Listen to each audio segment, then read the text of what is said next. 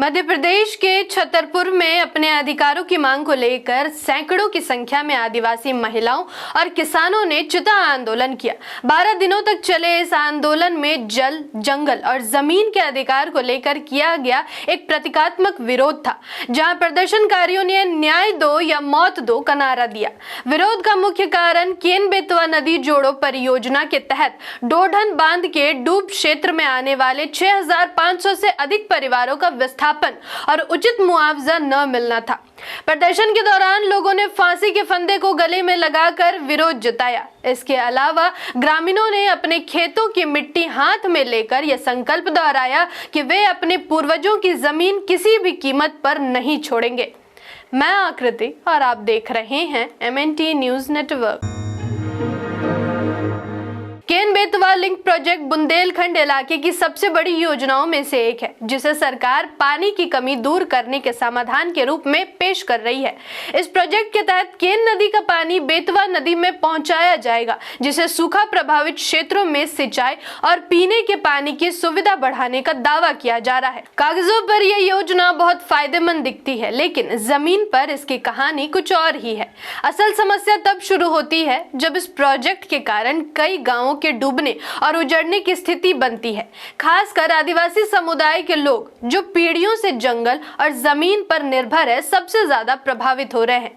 उनके लिए यह सिर्फ घर खोने का मामला नहीं है, बल्कि उनकी पहचान, संस्कृति और जीवन जीने के तरीकों पर भी खतरा है। इन्हीं चिंताओं के चलते लोगों ने विरोध शुरू किया, जो धीरे धीरे एक बड़े आंदोलन में बदल गया। शुरुआत में लोगों ने शांतिपूर्ण तरीके से अपनी बात रखने की कोशिश की, लेकिन जब उन्हें लगा कि उनकी आवाज नहीं सुनी जा रही है, तो विरोध का तरीका भी बदल गया। इसी से जन्म हुआ चूल्हा बंद आंदोलन का, जिसमें गांव के लोगों ने खाना बनाना बंद कर दिया। इनका संदेश साफ था कि अगर घर और जमीन ही नहीं बचेंगे तो चूल्हा जलाने का क्या मतलब रह जाएगा। यह एक शांत लेकिन बहुत प्रभावशाली विरोध का तरीका था, जिसने लोगों की पीड़ा को सामने रखा। इसके बाद चिता आंदोलन ने पूरे देश का ध्यान खींचा। इसमें आदिवासी महिलाएं चिता पर लेट गई और यह संदेश दिया कि अगर उन्हें जबरन हटाया गया तो यह उनके लिए मौत के समान होगा।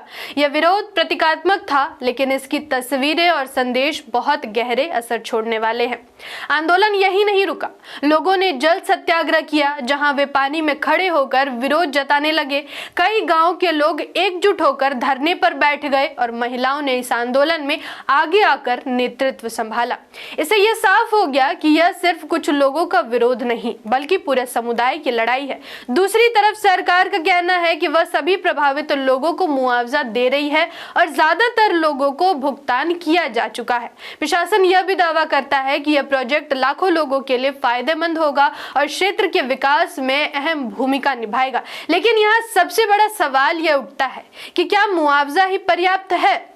प्रदर्शनकारियों का कहना है कि पैसे से उनकी जमीन, उनका जंगल और उनका जीवन वापस नहीं मिल सकता। उनके लिए यह सिर्फ आर्थिक नहीं, बल्कि भावनात्मक और सांस्कृतिक मुद्दा है।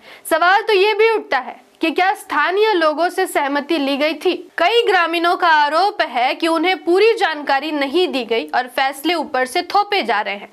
अगर विकास लोगों की भागीदारी के बिना होगा तो उसका विरोध होना स्वाभाविक है। पर्यावरण को लेकर भी गंभीर चिंताएं सामने आ रही हैं। इस प्रोजेक्ट से बड़ी संख्या में पेड़ कट सकते हैं और वन्य जीवों पर असर पड़ सकता है। खासकर पन्ना टाइगर रिजर्व जैसे संवेदनशील क्षेत्र के प्रभावित होने का खतरा भी जताया जा रहा है।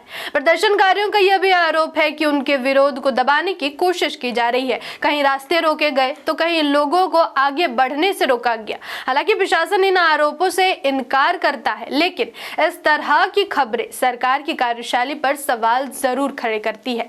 मालूम हो कि यह आंदोलन 23 मार्च 2026 से शुरू होकर 12 दिनों तक चला, जिसके बाद प्रशासन ने सर्वे और उचित मुआवजे का आश्वासन देकर इसे अस्थायी रूप से स्थगित करवा दिया है, जिसके बाद महिलाएं बसों में बैठकर वापस लौटती दिखी। लेकिन आंदोलन का नेतृत्व करने वाले अमित भटनागर ने साफ कहा कि 10 दिन यानी निर्धारित समय सीमा के भीतर मांगे पूरी नहीं हुई तो पुनः महा आंदोलन शुरू किया जाएगा। प्रशासन के 7 दिवसीय सर्वे के भरोसे पर आदिवासियों ने धरना समाप्त किया। तो यहाँ का प्रशासन खुद हमको लेके जाएगा, पूरे जल संसाधन ये सबसे मीटिंग कराएगा और एक छोटी छोटी समस्या का समाधान किया जाएगा। ये सारी मांगे 7 दिन के अंदर उन्होंने समय मांगा था, हमने 10 दिन का समय दिया है। और ये भी है कि हो सकता है प्रशासन पहले की तरह इन सारी चीजों को ना करे तो इस बार आंदोलन नहीं, महाआंदोलन होगा। इतना बड़ा आंदोलन होगा कि प्रशासन को समझ में आ जाएगा कि किसान और आदिवासी के साथ अत्याचार, अनाचार और झूठ बोलने का क्या नतीजा होता है। बैठक में प्रशासन ने ग्रामीणों को यह विश्वास दिलाने की कोशिश की कि अब किसी भी तरह की गड़बड़ी नहीं रहने दी जाएगी। हर गांव में दोबारा सर्वे कराया जाएगा और क्षेत्र के एसडीएम खुद मौके पर पहुंचकर हालात का जायजा लेंगे। साथ ही पूरे मामले की अलग से जांच भी की जाएगी। अधिकारियों ने कहा कि वे व्यक्तिगत रूप से सर्वे रिपोर्ट की समीक्षा करेंगे ताकि कोई भी योग्य किसान या आदिवासी सूची से बाहर न रह जाए। इसके लिए 7 दिनों की एक विशेष कार्य योजना बनाई गई है, जिसके तहत अगले 1 हफ्ते के भीतर सर्वे प्रक्रिया को पूरी तरह सही करने का दावा किया गया है।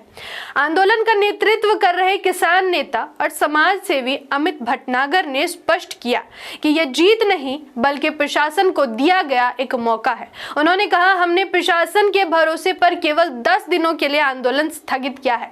यदि 10 दिनों के भीतर हमारी मांगे धरातल पर पूरी नहीं होती है तो हम इससे भी बड़ा आंदोलन शुरू करेंगे, जिसकी जिम्मेदारी शासन प्रशासन की होगी। कुल मिलाकर यह मामला सिर्फ एक प्रोजेक्ट का नहीं है बल्कि विकास और अस्तित्व के बीच टकराव का है।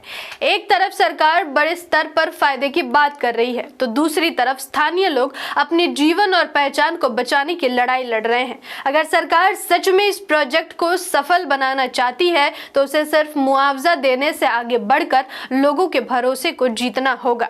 बातचीत, पारदर्शिता और न्यायपूर्ण समाधान ही इस टकराव को खत्म कर सकते हैं, वरना यह आंदोलन आने वाले समय में और बड़ा रूप ले सकता है। धन्यवाद। जय संविधान, जय लोकतंत्र, जय भीम, जय मूल्यवासी। MNT न्यूज नेटवर्क को सब्सक्राइब करें, लाइक और फॉलो करना ना भूलें। साथ ही बेल आइकॉन दबाकर जन जागृति की मुहिम में जुड़े रहें।